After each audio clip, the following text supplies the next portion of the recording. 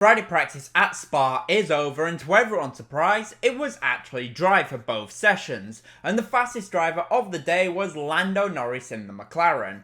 But what did we learn? Well, in today's video, I'm going to be taking a look at the data and doing a data analysis from practice. If you enjoyed the video, then please hit the like button and subscribe for more F1 content. Now, let's get into the video. As usual, I'll be talking about the top teams later on, so please do stick around for that. Yep, Friday practice is over and both sessions ended up actually being dry, which was a surprise. Friday and Saturday prior to the weekend were set to be wet. Saturday is still meant to be somewhat of a washout, but as ever with Spa, that could change in a heartbeat. And the fastest driver today was Lando Norris, but Max Verstappen did top FP1, which was the first session that he has topped since getting pole position for the Austrian Grand Prix.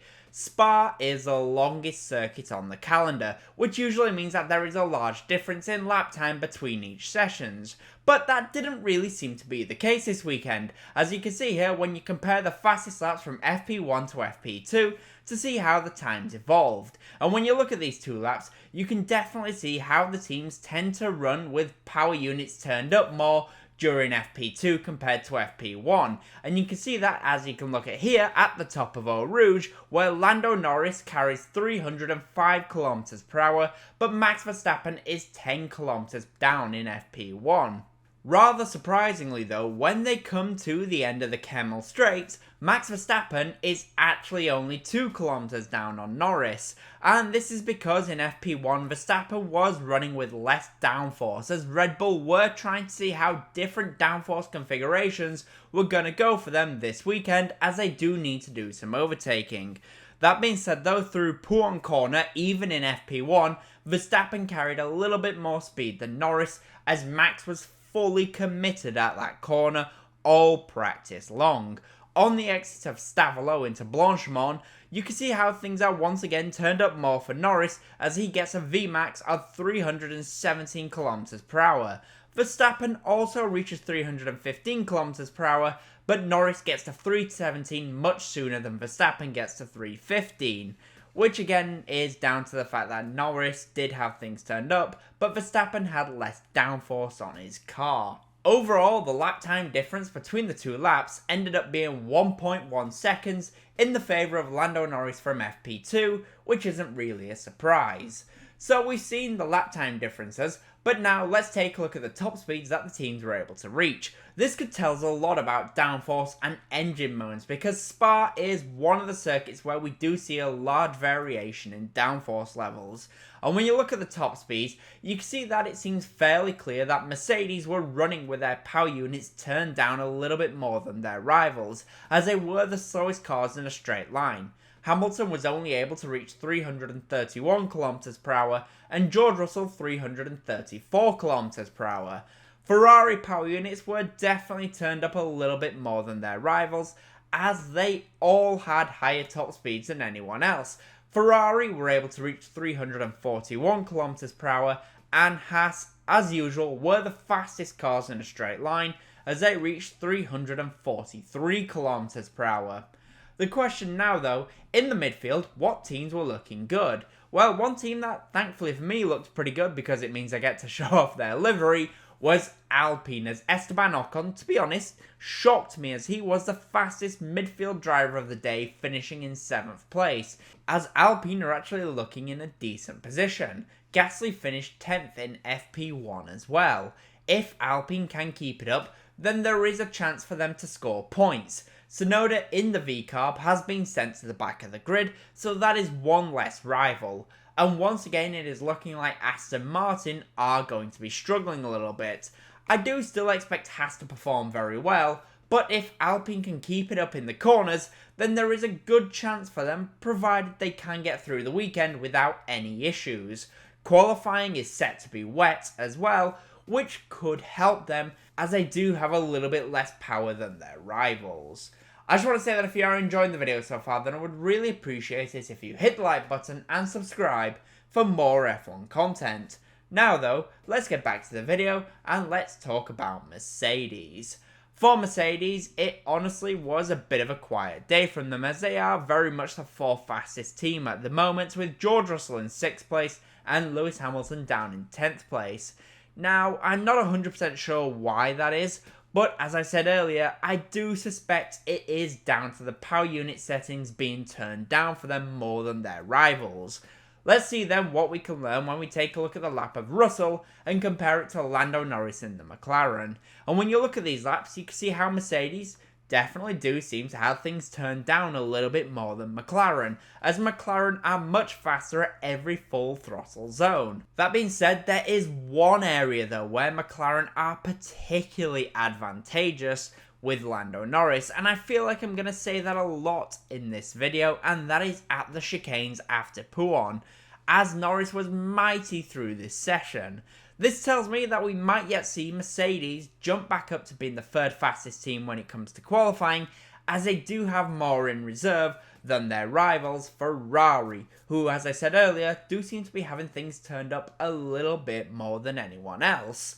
For Ferrari then, it was a decent day in the office, and honestly it looks like some of their issues with high-speed bouncing has been mitigated.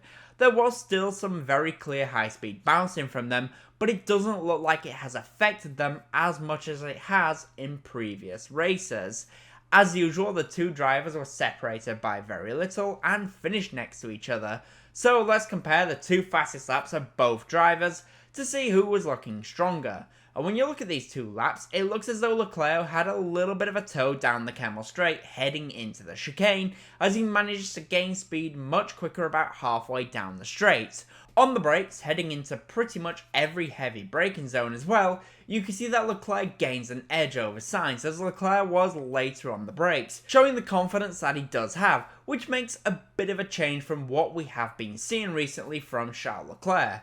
With qualifying likely being wet, it will be interesting to see if the advantage swings back the way of Carlos Sainz, as he usually does perform a little bit better when it gets to slippery conditions and low grip surfaces. For McLaren then, it was another great day, as Lando Norris and Oscar Piastri were first and second at a circuit which I thought would be dominated by Max Verstappen and Red Bull. The question is though, how did the two McLaren drivers compare? And when you look at these two laps, they do look very similar. The first part where Norris does have the edge is heading into the hairpin after Les Combes, as you can see that he did get a good run through there. Through Pouhoun corner though, Piastri did carry a little bit more speed, but then through the chicanes that followed, as I said with Russell, Norris had the advantage, and from there he opened the gap back out, and then going through the final chicane, Norris got a much better run than Oscar Piastri. Tomorrow in qualifying, it is going to be very interesting to see how these two get on, especially if it does end up being a wet qualifying session. If it is end up being wet, then I think we could see fireworks between these two as they battle it out for pole position. And finally for Red Bull, Spa is looking like it will be another fun race for them, as Max Verstappen will have some overtaking to do on Sunday after taking a power unit penalty for a new internal combustion engine. In the last 2 years, they have done this exact same thing and then gone on to dominate the race. That will likely not be the case this year, as Red Bull don't have a massive advantage so far. But I still expect him to be strong, as he was the fastest driver when it came to the longer runs today, which you can see when you take a look at the longer laps of Verstappen and Piastri, who was the second fastest. But how did Verstappen lose out against Lando Norris? Well, let's compare the two laps. And when you look at these two laps, there is a noticeable area where Verstappen is much faster than Norris, and that is here. As we said earlier when we looked at the FP1 versus FP2 lap, Pouhoun corner is where Verstappen was all dominant in practice today, and he was significantly faster than Lando Norris. However, when it goes to the slower speed corner such as Fagnes, which is just after Pouhoun, that advantage swings back in the favour of Lando Norris, as he's able to carry a lot more speed through these areas. And he was also able to get to power sooner than Verstappen. And then on the exit of Stavelot, Norris got a fantastic run, which gave him the edge all the way through Blanchimant and then heading into the bus stop chicane. It is looking like at high-speed downforce corners, Red Bull might have the edge, but they are still missing out in the slower speed corners, as we have become somewhat used to over the last few races. It is going to be very interesting to see what happens tomorrow in qualifying with Red Bull. Have they set up for overtaking in the Grand Prix? And if they have, then they could be on the back foot a little bit in a wet qualifying session. So with that in mind then, what are my predictions for qualifying for the Belgian Grand Prix? Well, I am expecting it to be a wet qualifying session, so I can see the top 5 being a little bit mixed up compared to what we would usually see in a dry qualifying session for the top 5. But even so, here is what I'm going to go for. In P5, I am going to go for Carlos Sainz in the Ferrari. P4, I'm going to go for Lando Norris in the McLaren. P3, I'm going to go for Oscar Piastri in the McLaren. P2, Max Verstappen in the Red Bull. And I think Lewis Hamilton could take pole position for the Belgian Grand Prix. That is if it's wet. If it's dry, honestly, I think it will be a McLaren 1-2. But that is if it's dry. The question is though, what do you guys think will happen in qualifying? In the comment section down below, please do let me know. And as always, comment, leave a like, and subscribe for more F1 content. Thank you all so much for watching.